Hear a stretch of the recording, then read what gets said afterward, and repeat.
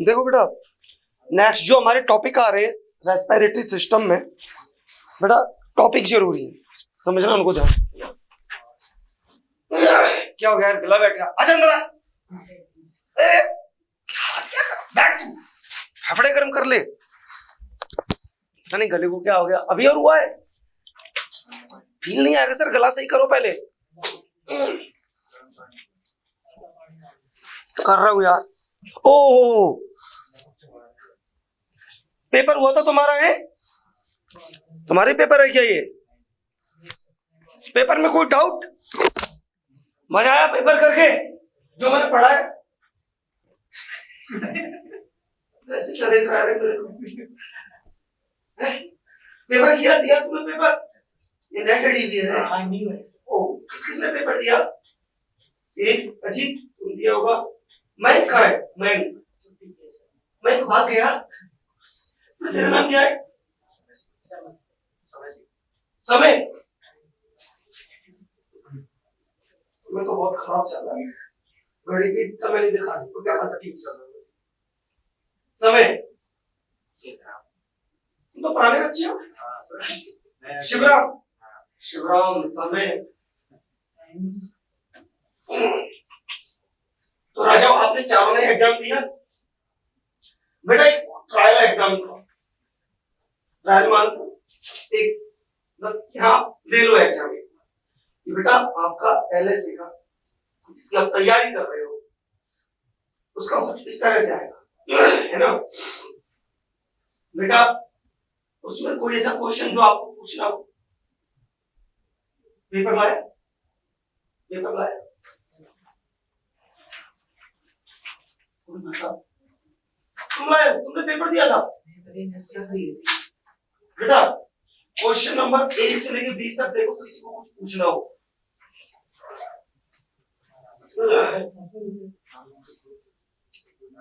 ओ पूरी बता दो सर। ये सर चल रिकॉर्डर चल रहा है, चल रहा है सर। ओ बाप रे, चल रहा है। ओहो एक बार सर पूरी बता देना।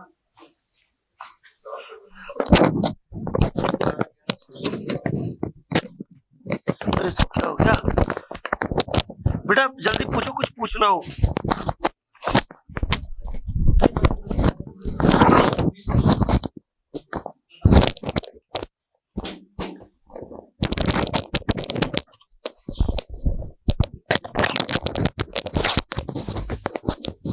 भाई साहब यानी सर एग्जाम देके वो क्या था सर, वो मेरा वो गैस खत्म हो गई थी और दूध गर्म करना था 1 गिलास, तो वो जो एग्जाम के जितने पेज थे ना वो सब जला दिए और भगोने में दूध गर्म कर लिया और दूध में बॉर्नविटा डाल के पी गया। अब मैं एग्जाम के तो क्वेश्चन तक पूछू ना जब मेरे पास एग्जाम पेपर हो। सूख लो, क्वेश्चन पूछो, कुछ पूछना हो बेटा। जो मैंने पढ़ाया था वो सारी चीजें आएंगी शायद। देखो टेस्ट का ये पैटर्न होगा बेटा, ऐसा नहीं होगा जो डाटा आपके पास है जो हम पढ़ा रहे हैं वहां से आए डाटा, आपको कुछ एडिशनल बताने के लिए क्वेश्चन एक्स्ट्रा डाले जाते हैं। एलएसए का जो एग्जाम होगा ना, ऐसा कोई बच्चा नहीं होगा कि जिस सारे के सारे क्वेश्चन ठोक के आए। क्यों नहीं करते वो ऐसा लेवल? क्योंकि अगर ऐसा लेवल कर दिया तो एग्जाम की रेपुटेशन गिर जाती है। हो सकता है हमें वो सारे क्वेश्चन आते हो, लेकिन आप लोग जो एलएसए का एग्जाम देने वाले हो, तैयारी कर रहे हो, लगे पड़े हो भाई साहब, आपके लिए वो क्वेश्चन हो सकता है बाहर से हो, हमारे लिए हो सकता है हमें पता हो। ऐसा इसलिए रखा जाता है जिससे कि एक गरिमा होती है ना एग्जाम की, उसको बनाए रखा जा सके। ठीक है बेटा, ये बात है। तो लगभग 2 क्वेश्चन तो ये मान के चलो आपके हर टेस्ट में हर एक टॉपिक से बाहर आएंगे। Got it?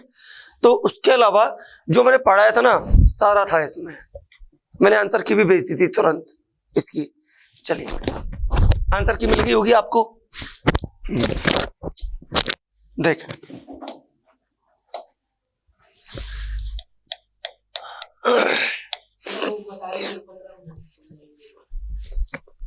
कहां चल रहे थे हम? ऑक्सीजन का परिवहन किया, ऑक्सीजन का सिग्मोइड कर्व, सिग्मोइड कर्व याद है क्या? ये मैंने बता दिया था।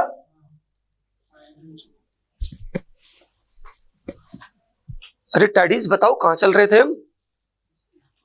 सर आपको नहीं पता? ये बता दिया था अजीत? आप कॉपी में कुछ लिखा था आपने?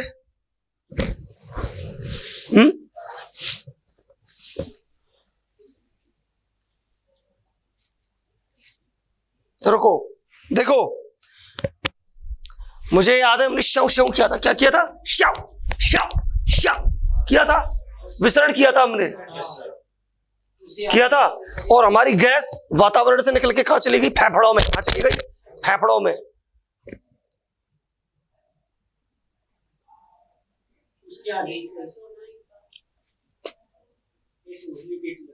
ये प्यारा सा बच्चा क्या बोल रहा है?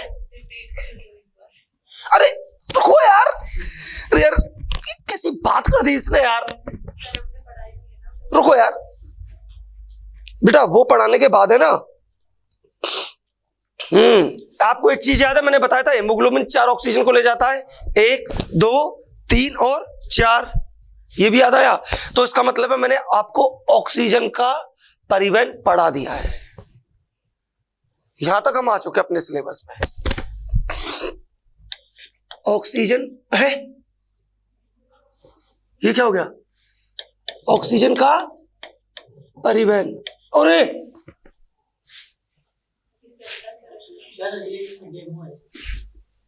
वत्स पेन क्या हो गया तेरे को? इतनी एनर्जी संभाल नहीं पा रहा है, ये पता तुमको?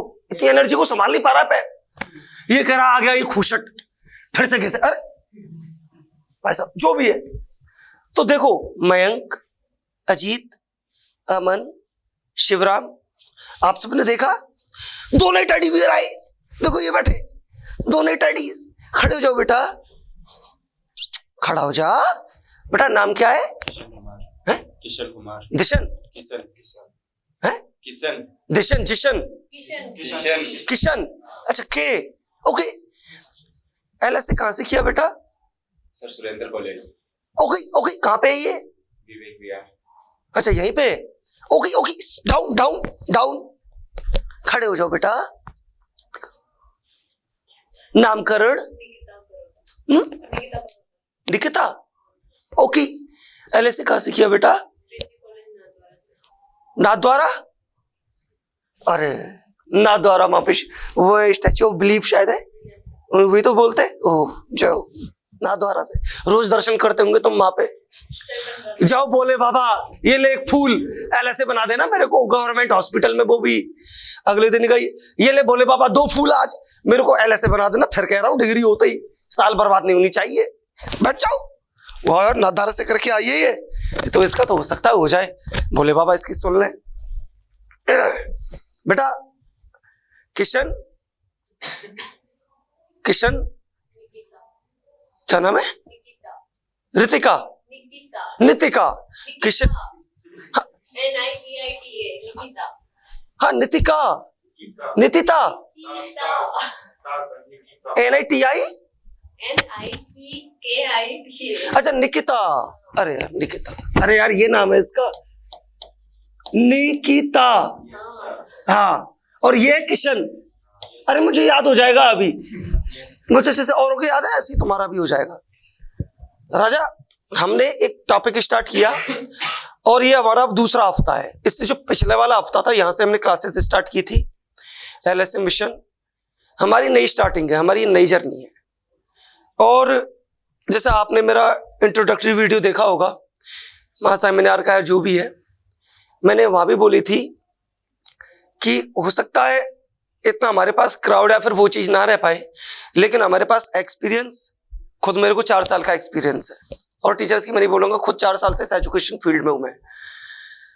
वे ऑफ टीचिंग, चाहे कोई बच्चा आगे बैठा है चाहे कोई बिल्कुल लास्ट में बैठा हो, 100 बच्चों को भी एक साथ पढ़ाया मैंने। एक एक के दिमाग में डाटा को फिट करने की मेरी जिम्मेदारी होती है जो मैं पढ़ाता हूं।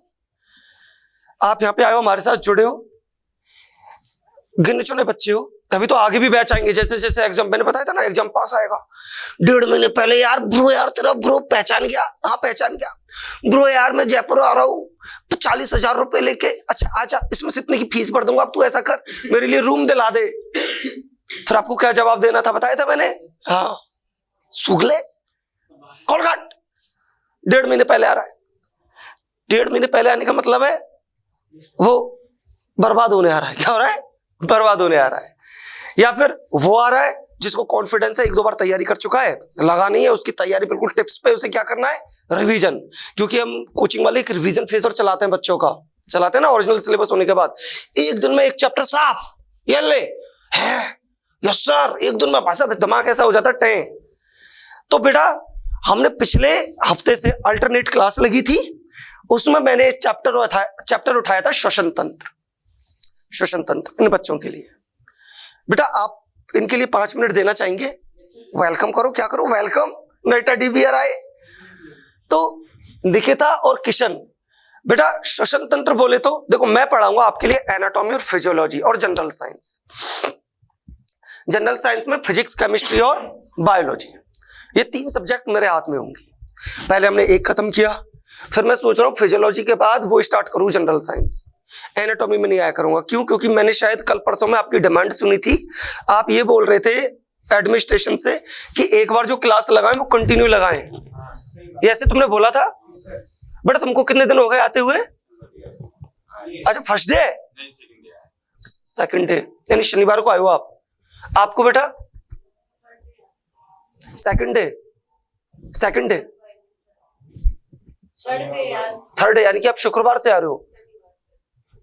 हाँ आज थर्ड डे हो गया, तेरा सेकंड डे। अच्छा सोमवार से आ रहा है। अरे यार आइए। तो बेटा आपने बोला था कि कंटिन्यू लगे उस टीचर की क्लास, ये इस पे हमने भी ग्रुप में सहमति दी थी कि यार बच्चे क्या है, फिर जैसे अगर मेरी 2 दिन क्लास नहीं लगी तो स्किप हो जाता है, इवन देन टीचर के दिमाग से भी हो जाता है। चलो वो तो कहीं नहीं पढ़ा रहे, वो अपना अभी पीजी कर रहे हैं, लेकिन मैंने क्या कोचिंग और भी पकड़ रखी है बहुत जगह। मैं उधर भी जाता हूँ, कहीं कुछ और करा रहा हूँ, कहीं कुछ और करा रहा हूँ, कहीं फिजिक्स करा रहा हूँ, कहीं भाई साहब बायोलॉजी में प्लांट किंगडम चल रहा है हमारा नीट की कोचिंग में। तो भाई साहब बिल्कुल मैशअप हो जाता है। मैंने भी कहा था सर ये चीज कर लो, एक बार में एक टीचर को फिनिश करो, फिर उसके बाद और सब्जेक्ट उनको बुला लो, फिर मैं ऑफ हो जाऊंगा कुछ टाइम के लिए, कोई दिक्कत नहीं है। तो मैं फिजियोलॉजी के बाद सोच रहा हूं जनरल साइंस उठाऊं, जनरल साइंस है ना राजा। और क्योंकि आपका शुरू का बैच है, हमारे पास टाइम की कमी नहीं है, हम चीज को एक्सप्लेन करके पढ़ रहे हैं, है ना निकिता। तो हम जो एनाटॉमी पढ़े, मैं ये चाहता हूं कि उसको फील करके पढ़े, आपको 3D में दिखे अंदर। ये रहा भाई साहब ऑर्गन की एनाटॉमी, ये रही, ये रहा भाई साहब आपकी बोन्स को 3D में देख रहे हो, और मसल्स का ऑरिजिन और इंसर्शन देख रहे हो, हर चीज आपको 3D में दिखे, मैं ये चाहता हूं। तो बेटा हम जनरल साइंस खत्म करेंगे फिजिक्स, इसके फिजियोलॉजी के बाद। फिजियोलॉजी में बेटा हमने टॉपिक उठाया था श्वसन तंत्र। श्वसन तंत्र हमें यह समझाने की कोशिश करता है कि जो ऑर्गेनिज्म गैसों को अंदर लेता है और फिर बाहर निकालता है, वो कैसे करता है, बस वो कैसे, हाउ। अरे तू सुधर जा, हाउ कैसे करता है, ये वाली बात है, हमें बस ये चीज देखनी है, हाउ। फिर उन गैसों का अंदर जाके हो क्या रहा है, हमें उस चीज से मतलब नहीं है। ये चीज किस में आती है बेटा? मेटाबॉलिज्म में आती है। कहां आती है? मेटाबॉलिज्म में, बायोकेमिस्ट्री में। वहां पे हम पढ़ाते हैं कि ऑक्सीजन करता क्या है अंदर जाके, वो सब। बेटा हमने ऑक्सीजन को बाहर से लेना स्टार्ट किया, अंदर तक, अंदर से बाहर निकाला। इस चीज में हमारे इन्वॉल्व होते हैं रेस्पिरेटरी ऑर्गन्स के स्ट्रक्चर्स। जो हमारा रेस्पिरेटरी सिस्टम है, इसमें क्या ऑर्गन है, इसकी स्ट्रक्चर क्या है, मैंने इनके लिए संरचना पढ़ाई थी पहले। सबसे पहले संरचना, चारों टेडी बियर याद करें। बाह्य नसोद्वार, बाह्य नसोद्वार ओपन होते हैं नासा कोष्ठ में, नासा कोष्ठ, आंतरिक नासा द्वार। आंतरिक नासा द्वार कहां खुलते हैं? नासा ग्रसनी, नासा ग्रसनी किस में खुलते हैं? ग्रसनी में। ग्रसनी किस में खुलता है? बाई एपिग्लोटिस, कंठ में। कंठ फिर इस हवा को भेजता है ट्रैकिया में, ट्रैकिया फिर क्या होती है बेटा? 2 पार्ट्स में डिवाइड, किसमें? 2 पार्ट्स में डिवाइड, जिन्हें हम कहते हैं प्राइमरी ब्रोंकियोल्स, प्राथमिक श्वसनी। इसके बाद प्राथमिक श्वसनी डिवाइड होकर बनाती है द्वितीयक श्वसनी, द्वितीयक श्वसनी, तृतीयक श्वसनी, तृतीयक से बेटा टर्शरी ब्रोंकियोल से क्या बनेगा बेटा? Total pulmonary bronchiole. तृतीयक श्वसनी से बनती है टोटल पल्मोनरी ब्रोंकियोल। उसके बाद क्या बनती है बेटा? टर्मिनल ब्रोंकियोल, अंतस्थ श्वसनिका। ये अंतस्थ श्वसनिका, आप चलो रिवाइज करो, अंतस्थ श्वसनिका खुलती है श्वसन श्वसनिका में, रेस्पिरेटरी ब्रोंक्यूल में। रेस्पिरेटरी ब्रोंक्यूल किस में खुलती है? श्वसन श्वसनिका, एल्वुलर डक्ट में। एल्वुलर डक्ट फिर खुलती है एट्रिया में। एट्रिया खुलता है एल्वुलर सैक में, और एल्वुलर सैक अल्टीमेटली ओपन हो जाता है फाइनली किसमें? गुब्बारे में। किसमें? गुब्बारा। और गुब्बारा है बेटा एल्वुलाई। कुपिका, क्या है बेटा? कुपिका। कुपिका मेन फंक्शनल यूनिट है किसकी? हमारे लंग्स की, रेस्पिरेटरी सिस्टम की राजा। ओके सर, ओके बेटा। फिर मैंने इसमें बताए थे, एक तो बताया था कंडक्शन जोन, चालन भाग, फिर बताया था एक्सचेंज जोन, फिर बताया था ब्रोंकियल ट्री, और वही क्वेश्चन आया था ब्रोंकियल ट्री का, और फिर बताया था रेस्पिरेटरी ट्री। ठीक है बेटा। इसके बाद जब हमने ये संरचना पढ़ ली, फिर हम आए बेटा फेफड़ों पे। किस पे आए? फेफड़ों पे। फेफड़े दो थे, राइट थोड़ा बड़ा होता है, लेफ्ट छोटा होता है, due to formation of cardiac नोच।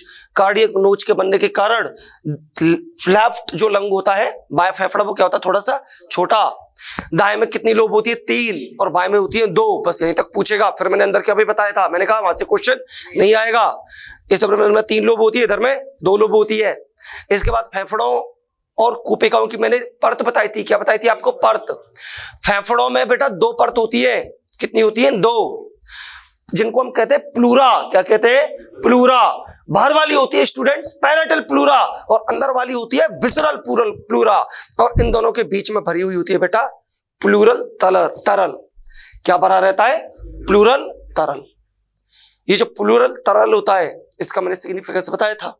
घर्षण कम करता है। क्या कम करता है? घर्षण। जब हमारे लंग्स एक्सपांड और कॉन्ट्रैक्ट होते हैं, देख ऐसे होते हैं लंग्स,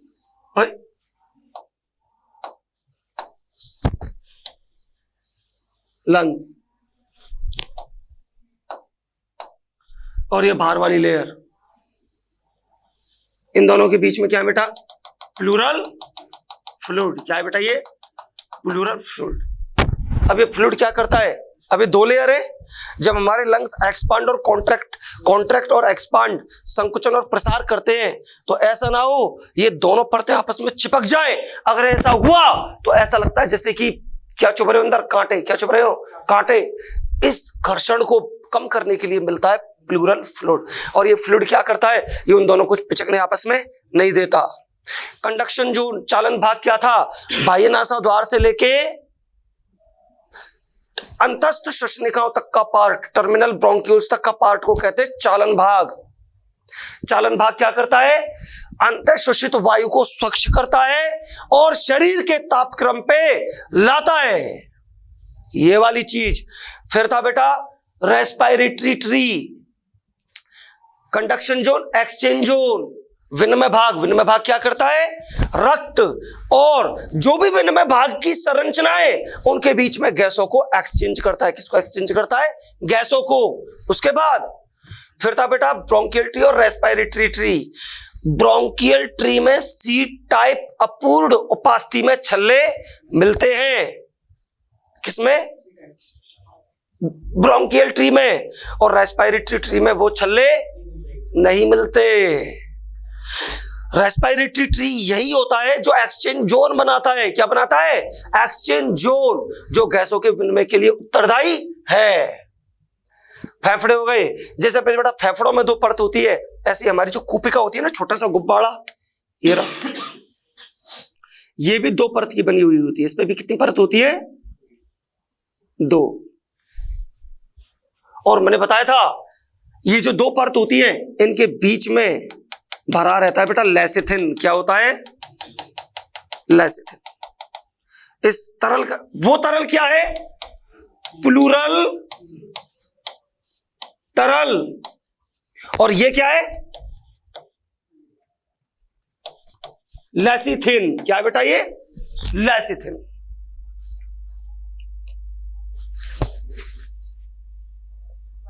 बेटा क्या टच करना? वो वाला उधर, ये वाला, हाँ लेसिथिन। सर ये लेसिथिन क्या काम करता है? बेटा सुन, जैसे प्लूरल समझाना, ऐसे आप लेसिथिन का कंसेप्ट दिमाग में रखेंगे।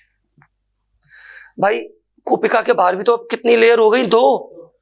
तो अब ये 2 लेयर, कूपिका भी तो संकुचित और प्रसार, संकुचन और प्रसार करेगी। अब क्या इसकी परत नहीं चिपक जाएंगी क्या शिवराम? अब इसकी चिपकी तो फिर से वो क्या होगा? दर्द। तो उस दर्द से बचाने के लिए, घर्षण से बचाने के लिए ये लेसिथिन मिलता है, और ये लेसिथिन एक्चुअल में काम करता है। याद रखना, ये एक सीधा क्वेश्चन उठा के देता है, लेसिथिन कहां पाया जाएगा, प्लूरल तरल कहां पाया जाएगा, या पूछ लेगा। लेसिथिन का कूपिकाओं में कार्य होता है घर्षण कम करना, प्लूरल तरल का फेफड़ों में काम होता है, फुफ्फुस में, फुफ्फुस आएगा, फुफ्फुस में काम होता है घर्षण कम करना। Got it? ये दोनों काम करते हैं बेटा लेसिथिन। इसको एक्चुअल में लेसिथिन का काम जो होता है ना, उसको हम ऐसे लिखते हैं, लेसिथिन एंटी सरफेक्टेंट की तरह काम करता है, anti surfactant, anti surfactant lecithin काम करता है।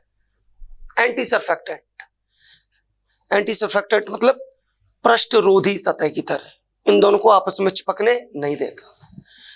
बेटा ये यहां पर डिस्कशन हो गया था। फिर मैं इनको लेके आया था, किशन और निकिता, इनको लेके आया था नेक्स्ट टॉपिक पे। वो था हमारा स्ट्रक्चर ऑफ थोरेसिस केज, वक्षीय कटेरे की संरचना। सर वक्षीय कटेरा क्या होता है? सुनो, हमारे जो फेफड़े होते हैं ना, इनमें स्वयं प्रसार और संकुचन की क्षमता नहीं होती। जब रिवीजन क्लास चलेगी ना, ऐसे पढ़ाऊंगा आपको, एक एक चीज बोलूंगा, एक एक चीज, और आपको वो याद होगी।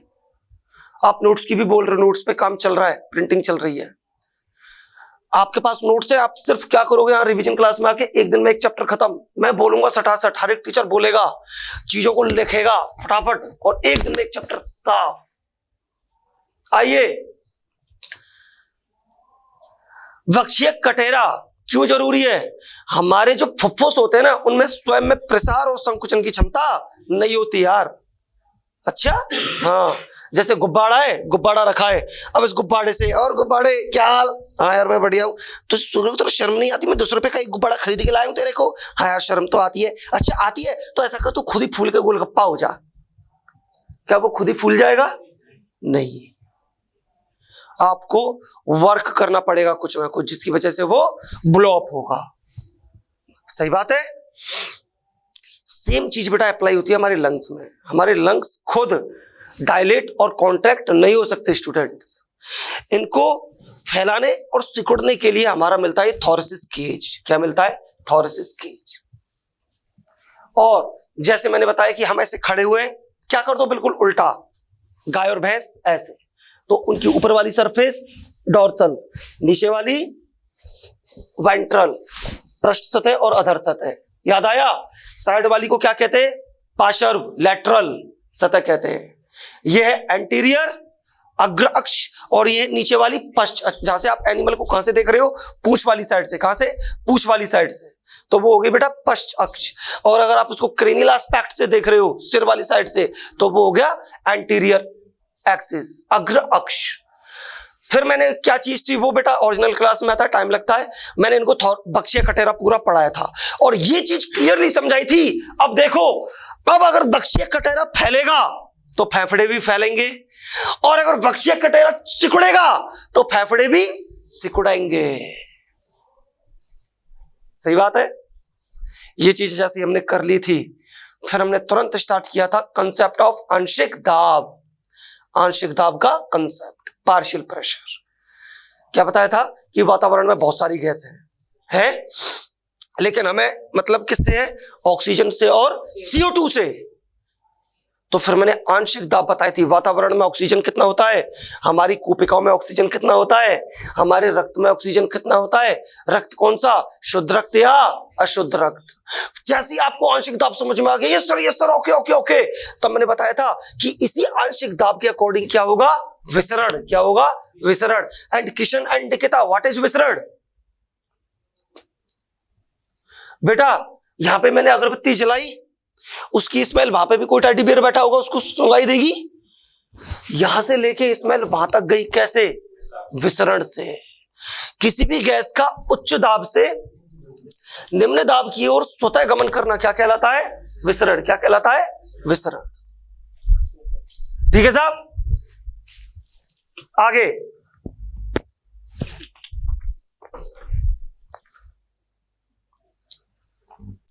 जैसे ये विसरण हो गया, फिर मैंने आपको वो नेक्स्ट प्रीवियस लेक्चर पे आ गए थे हम, निकिता और किशन, हमने गैसों को विसरण करा के वातावरण से लेके कहां तक भेजा था? कोशिकाओं तक। याद आया? और आपने क्लियर देखा रहा था क्या हो रहा था? विसरण हो रहा था। क्या हो रहा था? विसरण।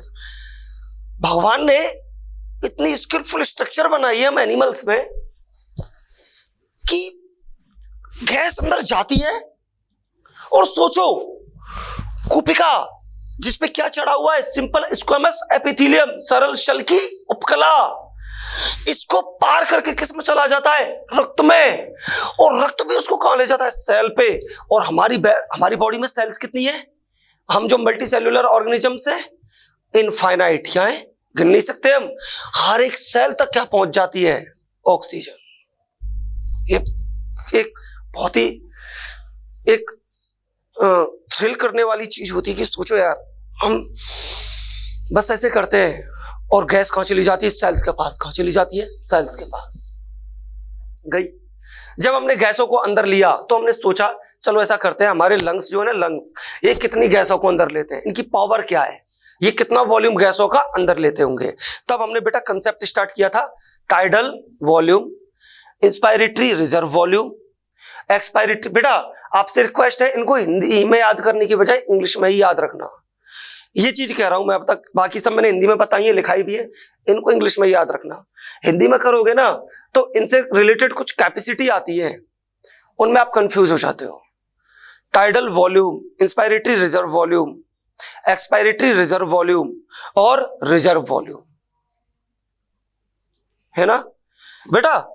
मुझे ये याद है, शायद मैंने रिजर्व वॉल्यूम के बाद का नहीं पढ़ाया था, है ना? मुझे याद है यार ये चीज। देखें 6 बच्चे, टॉपिक है बेटा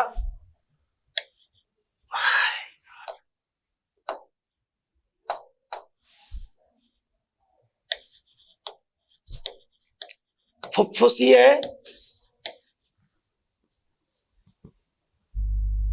क्षमताएं, ऑब्लिक श्वसन क्षमता, इंग्लिश में कहते हैं स्टूडेंट्स रेस्पायरेटरी कैपेसिटी। क्या कहते हैं? Respiratory capacity. इससे पहले हमने क्या पढ़ा था? कंसेप्ट। 6 बच्चे नहीं, 2 बच्चे ध्यान से सुनेंगे। टीवी, आईआरवी, ईआरवी और आरवी। 2 बच्चे। देखो अभी आप बैठे हुए हो, आप जो नॉर्मल सांस अंदर ले रहे हो,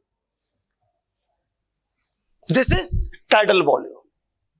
एक नॉर्मल बॉडीली फंक्शंस में जो भी एनिमल जितनी सांस अंदर लेता है और बाहर निकालता है, that is tidal volume normally. ठीक है, आगे। रात को 2:30 बजे जब सो रहे हो पढ़ू के, है ना, यही लाइफ होती है आपकी स्टूडेंट लाइफ, देर रात तक पढ़ना, चाय पी के और जो भी है। सोते हो जब आप बेड पे लेटो तो इनको क्या कर रहा हूं? टाइडल कर रहा हूं। क्या कर रहा हूं? टाइडल। फिर दूसरा स्टेप करना, पड़े पड़े बेड पे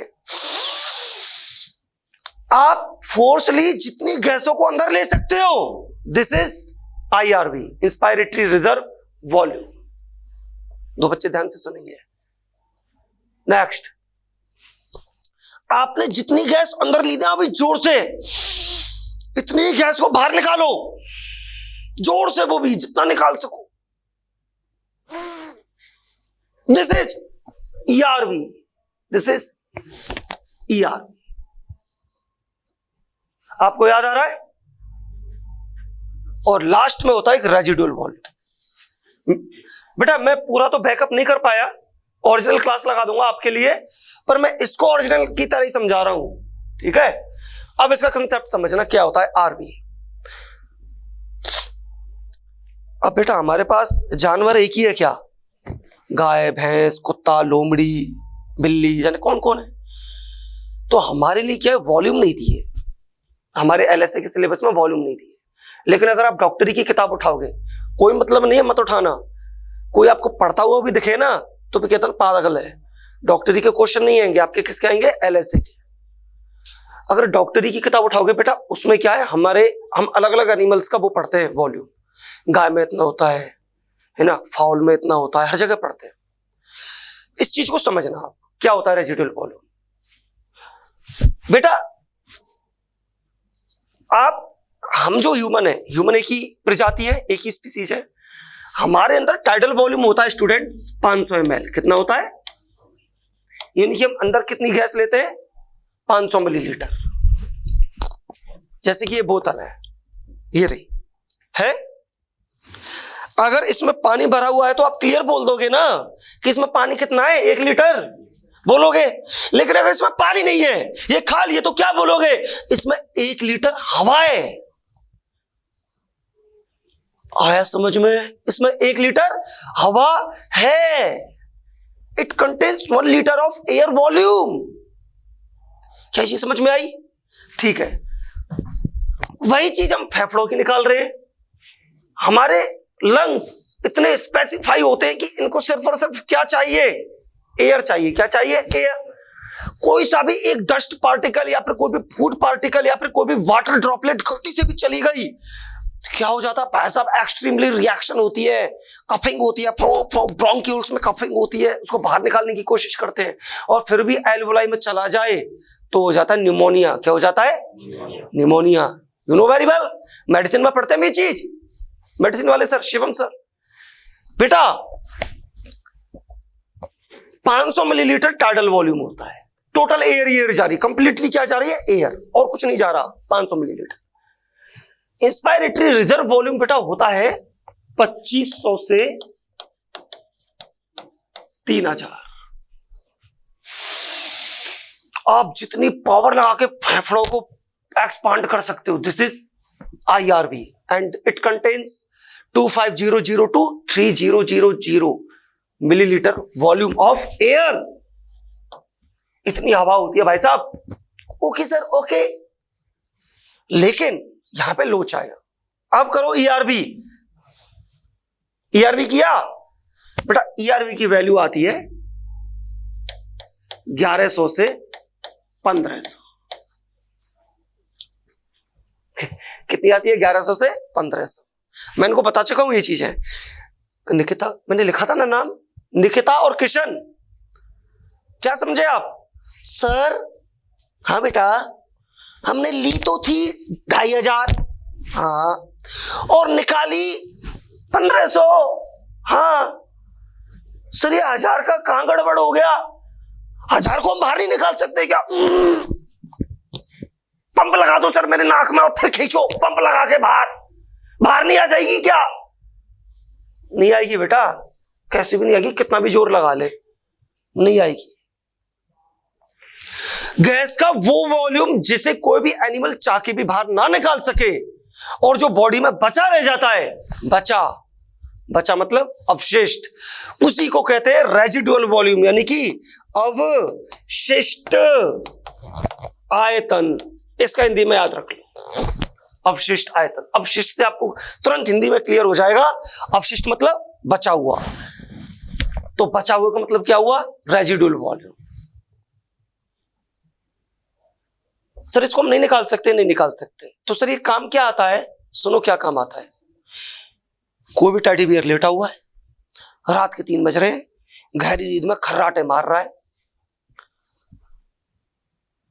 और 6 जन्म तो पूरे कर लिए उस दुश्मन ने, अब 7वां जन्म है। मैं तेरे 7 जन्म का दुश्मन। टेडी बियर 45 साल का है। कितने साल का टेडी बियर है? 45 साल का। सो रहा है बेचारा, खाना खा के मस्त बढ़िया। आया, तकिया लिया और चढ़ गया मुंह पे। ओए चढ़ गया। इसमें एक और चीज इंक्लूड करो। सपोज उसने तकिया तब रखा जब उसने सांस बाहर निकाली होगी, और तब जैसे ही सांस बाहर निकाली थी उसने सोते हुए, तो अभी क्या क्या आ गया मुंह पे? तकिया। अब एक बात बताओ निकिता और किशन, क्या वो 45 साल का आदमी तुरंत लंबा हो जाएगा? नहीं होगा। वो पहले तो फड़फड़ाएगा, हाय हाय हाय मरा मैं तो, ये कहां से आ टपका मेरी छाती पे, और बैठ गया छाती पे और मुंह पे दर रखा है, हाथ पैर फेंकेगा, उसको हटाएगा, थप्पड़ पप्पड़ मारेगा, करेगा। हमारी बॉडीली सेल्स, शारीरिक कोशिकाएं इतनी अभिकल्पित होती है, इनको हर सेकंड ऑक्सीजन चाहिए होती है। सबसे ज्यादा तो ब्रेन में तो माइक्रो सेकंड में भी ऑक्सीजन चाहिए।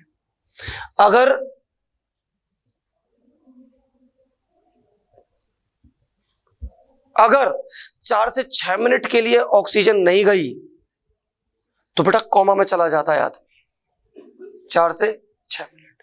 तो ब्रेन को तो हर पर सेकंड क्या चाहिए? Oxygen. If there is any emergency situation that are life threatening, जो कैसी है? जीवन आघाती। ऐसी कोई भी इमरजेंसी सिचुएशन हो जो जीवन आघाती है उस जानवर के लिए, तो उस सिचुएशन में बॉडी की सेल्स को कुछ टाइम के लिए ऑक्सीजन देने का काम करता है रेजिडुअल वॉल्यूम, और इसको आप चाह के भी बाहर नहीं निकाल सकते। पहला यूज। दूसरा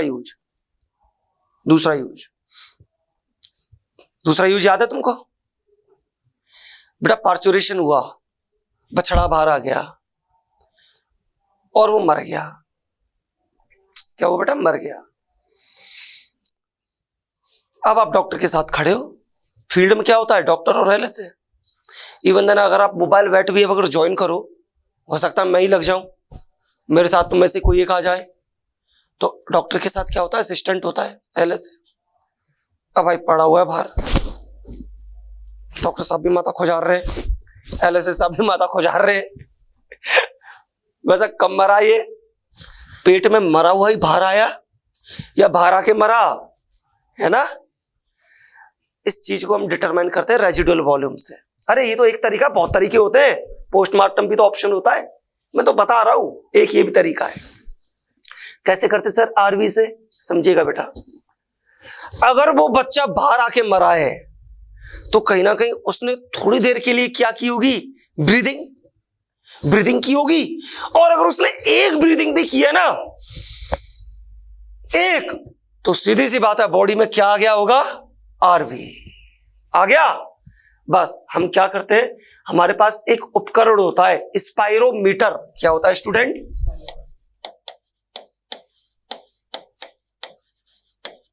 ओके सर, ओके। स्पाइरोमीटर से गणना कर लेते हैं और हमें बेटा रेजिडुअल वॉल्यूम मिल जाता है। बेटा ये निकिता और किशन यहां तक का खत्म हुआ। अब आप सारे बच्चे आएंगे इधर। इसके बाद का टॉपिक क्षमताएं, कैपेसिटीज पढ़ेंगे। अब हम क्या पढ़ेंगे? कैपेसिटीज। ये टॉपिक क्या था? Respiratory volumes. क्या था? Respiratory volume. अब समझे बेटा, पहला फर्स्ट इंस्पायरेटरी कैपेसिटी, अंतः श्वसन क्षमता। अंतः श्वसन क्षमता देखें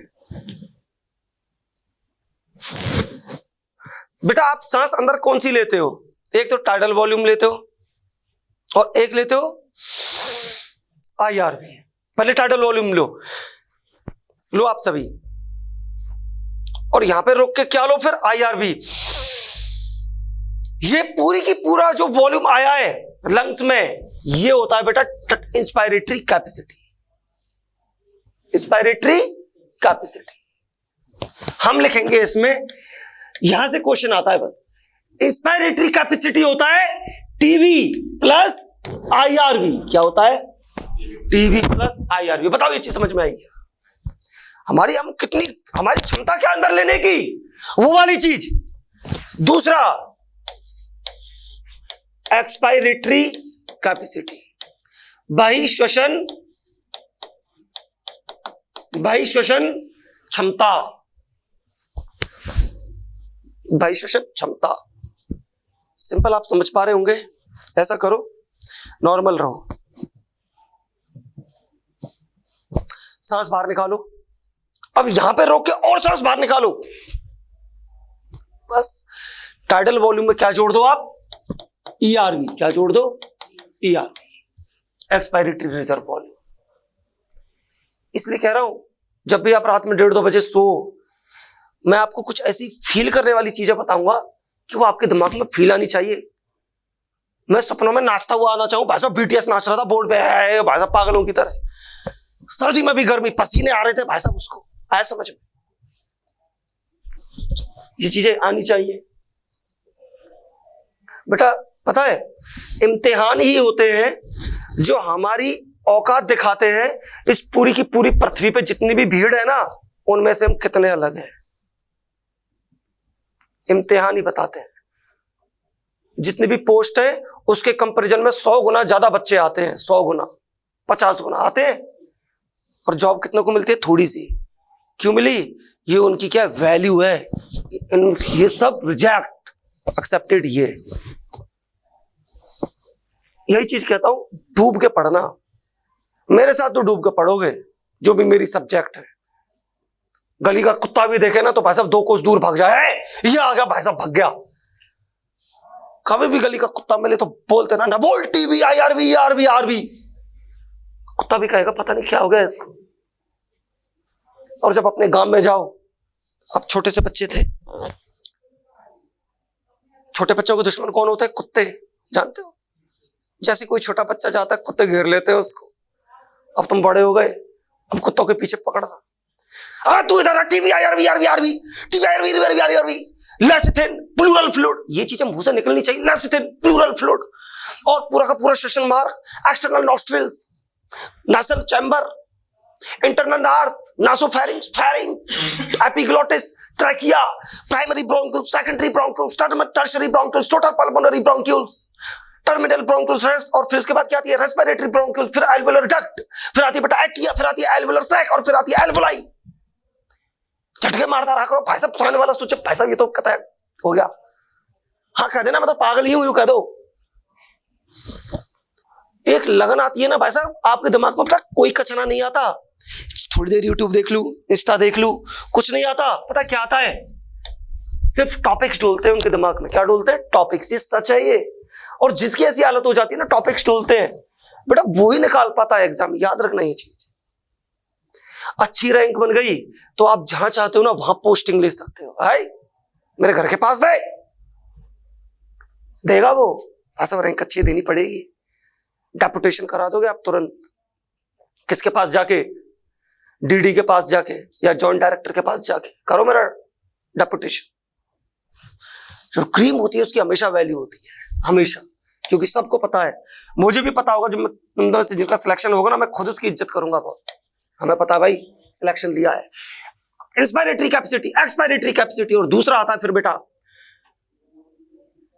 inspiratory capacity, expiratory capacity, functional residual capacity. Functional residual capacity, इसको समझो।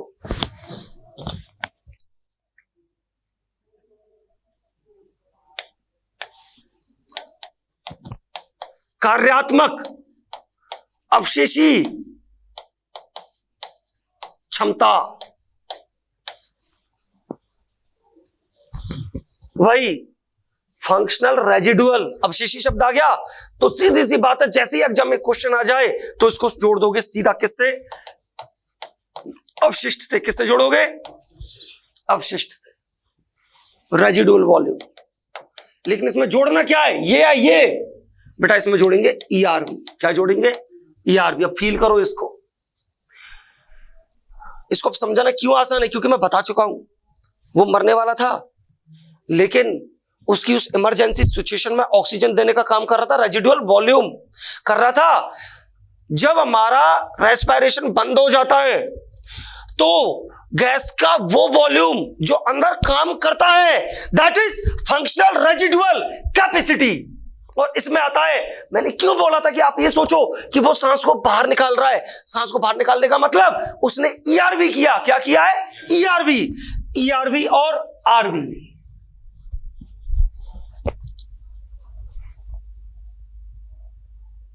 Got it? Next, चौथा वाइटल कैपेसिटी। Vital capacity. इसको देखें हिंदी में, जैविक क्षमता।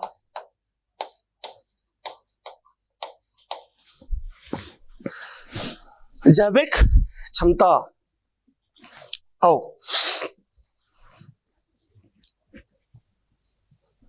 जैविक है ना, समझ पा रहे हो? जैविक मतलब किसी जीव पर वो क्षमता निर्भर करेगी, जीव पर। तो बेटा कोई भी जीव है, हम पे क्या डिपेंड करेगा? सांस अंदर लेना, सांस बाहर निकालना करेगा। हम पे जो भी चीज डिपेंड करे उन सभी को इसमें लिख दो, इस कैपेसिटी में। हम पे डिपेंड करता है, टाइडल वॉल्यूम को हम कंट्रोल कर सकते हैं, IRV को कंट्रोल कर सकते हैं और ERV को कंट्रोल कर सकते हैं। दैट इज जैविक क्षमता। लेकिन RV को कंट्रोल कर सकते हैं?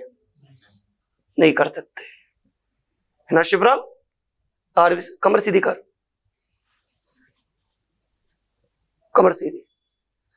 मैं अपनी एनर्जी लेवल डाउन नहीं कर रहा हूं। और कहीं भी पूछ लेना, कहीं भी मार्केट में जाके, ये डॉक्टर सौरभ यानी कि BTS ऐसे ही पढ़ाता है 4 साल से।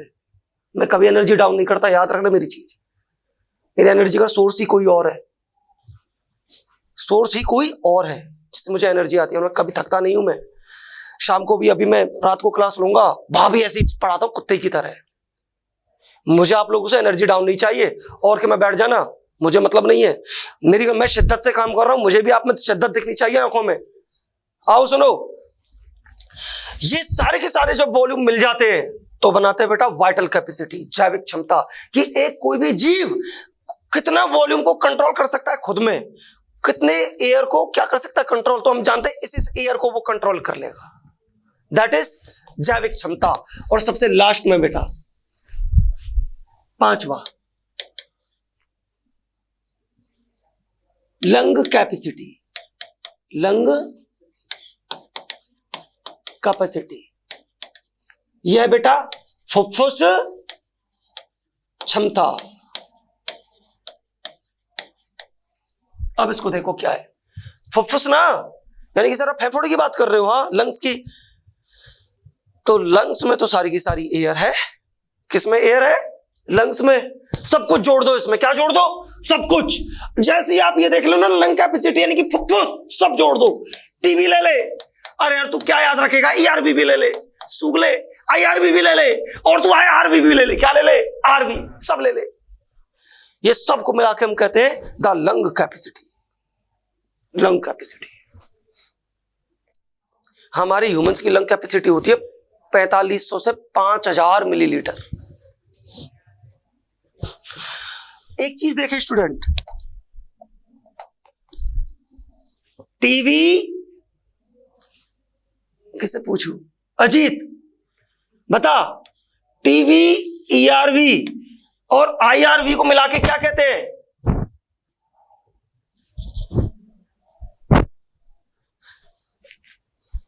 बस ये बता, टीवी, ERV और IRV को मिला के क्या कहते हैं?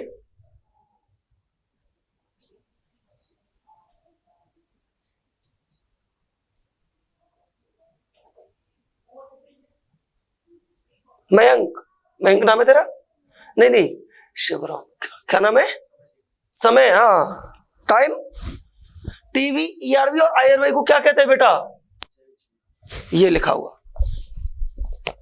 अजीत राजा, जैविक क्षमता यार है, टीवी, IRV और ERV। क्वेश्चन यू थोड़ी है कि ऐसे आएगा, फंक्शनल रेजिडुअल कैपेसिटी में निम्न में से 4 ऑप्शंस में से कौन सा सही है? फंक्शनल रेजिडुअल कैपेसिटी के लिए निम्न में से 4 में से कौन सा ऑप्शन सही है? ऐसे ऐसे दे देगा। ये थोड़ी है, उल्टा दे दिया तो बताओ, टीवी और ERV कंबाइंडली नोन एज, ये भी तो आ सकता है। जैसे सर अभी आपने पढ़ाया, हम इन तीनों को कह सकते हैं वाइटल जैविक क्षमता, कह सकते हैं। तो लंग कैपेसिटी का एक और फॉर्मूला आता है, आप इसमें जोड़ दो वाइटल कैपेसिटी प्लस RV। क्या जोड़ दो? RV। सही है। अगर आपके पास ये फॉर्मूला आया है तो एक और फॉर्मूला आ रहा है। वाइटल कैपेसिटी को हम कैसे लिख सकते हैं? लंग कैपेसिटी में से माइनस कर दो आरवी को। अरे क्वेश्चन कैसा भी दे वो बढ़ाऊ, बैठे हम तैयार, कैसा भी दे दे तू। आई समझ में? Got it? यस। आइए बेटा, निकिता और किशन अब हमारे प्रेजेंट टाइम में, कहा रहे present. Now the topic is CO2 का परिवहन। क्या है? हम ऑक्सीजन का परिवहन कर चुके हैं, आपके लिए बैकअप क्लास में बताऊंगा, या जो भी नए बैच स्टार्ट होंगे वहां पे ओरिजिनल क्लास लगेगी, वहां पे जाके फुटक के बैठ जाना। भाई ये टॉपिक रह गए तो हमें भी पढ़ेंगे, कोई मना नहीं है, कहीं भी जाके पढ़ो, रुपए दिए हैं आपने, हक है आपका पढ़ना, पढ़ो, जहां से ज्ञान मिले भाई बैठ जाओ, बैठ जाओ। जनरल साइंस चल रही है कहीं भी, सर प्लीज मैं बैठ जाऊं, बैठ बैठ बैठ बैठ जाओ, पढ़ो,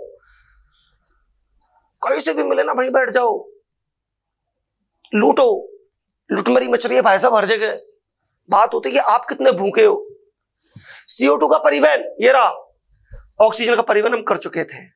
आइए बेटा स्टूडेंट, CO2 लगभग 5 से 7%, आज तो पता नहीं गले को क्या हो रहा है मेरा, 5 से 7% जो CO2 होती है ये जाती है बेटा घुल्ले अवस्था में। चलो घुलित लिख देता हूं, घुलित अवस्था में। Okay sir, okay. कितनी बेटा? 5 से 7%। नेक्स्ट स्टूडेंट्स, 20 से 30% CO2 जाती है कार्ब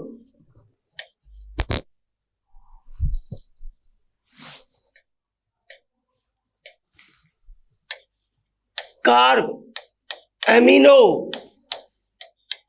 हीमोग्लोबिन के रूप में।